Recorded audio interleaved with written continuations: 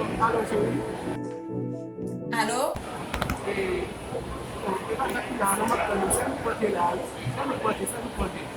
Ah, se prepare m'a préparé là, oui, non ti temps pas faire sou. Qui va la rencontrer même? No, no, MC Donald in a shopping now, okay? MC Donald, MC Donald. Qui ça qui si Donald là même? Actually, you buy it, you know that is a MC Donald. Avant, MC Donald in a shopping now, okay? Ah, ok. D'accord. You know that I let him buy play. You see the MC Donald, you got to go inside MC Donald. Charge.